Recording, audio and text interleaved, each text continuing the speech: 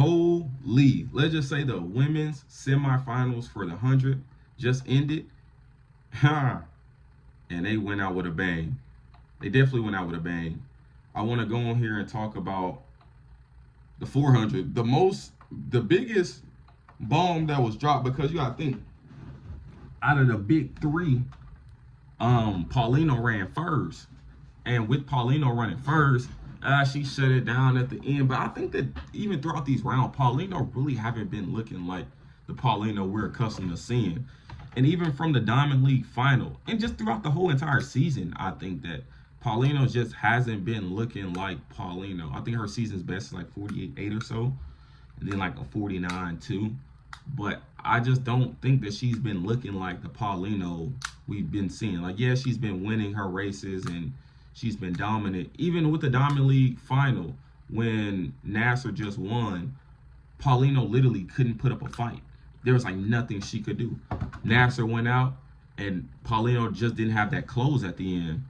So that's concerning after seeing today. Even today, she shut it down and she got caught by whoever the hell that was. A girl who ran a season's best, like 49.9. And if you're getting caught shutting it down, running 49.9, and not able to build the necessary distance on a field like that, I think that she could be in trouble. I think she definitely could be in trouble. I had Nasser winning, but I think that Paulino could definitely be in trouble. I think that she could damn near get falter and fade, and damn near fade her way out of the medal positions. If I'm gonna be honest, I think she definitely could do that. Do I think she will do that? No, I don't. But it wouldn't surprise me if she did, based off of how she's looks like these last few races. And I'm pretty sure, you gotta think about it, she ran 48.1 last year.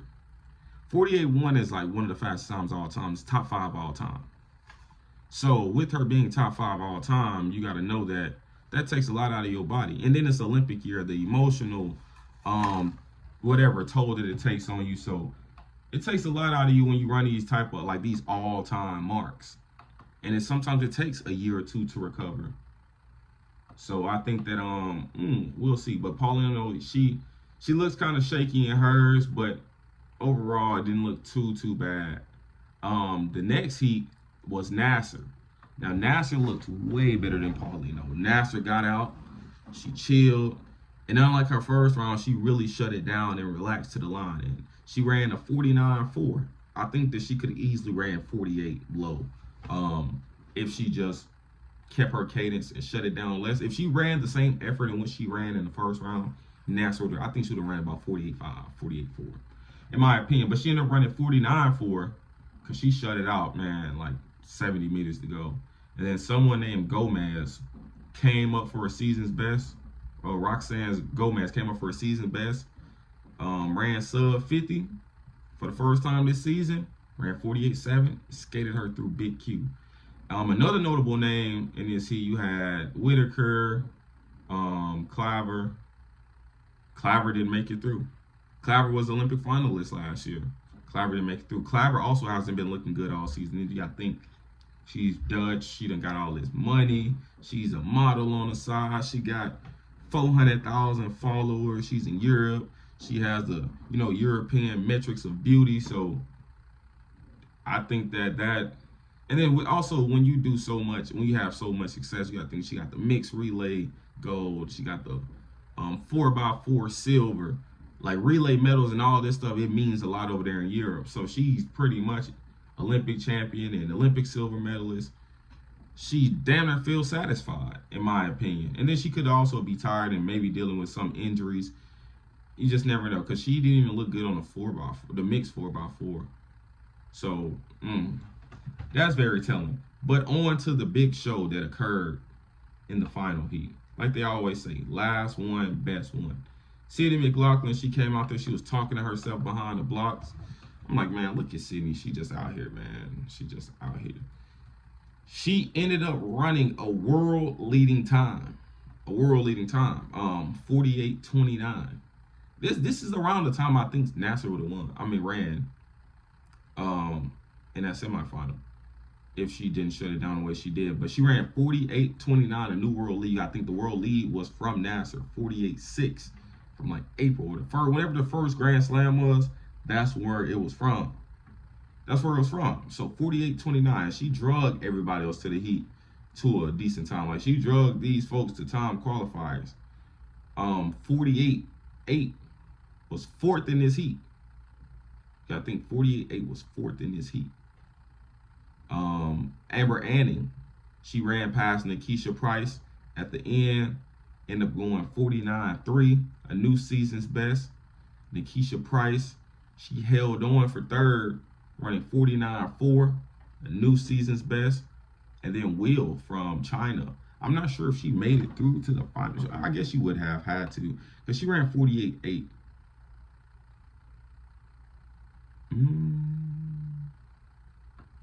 Damn, did she make it through?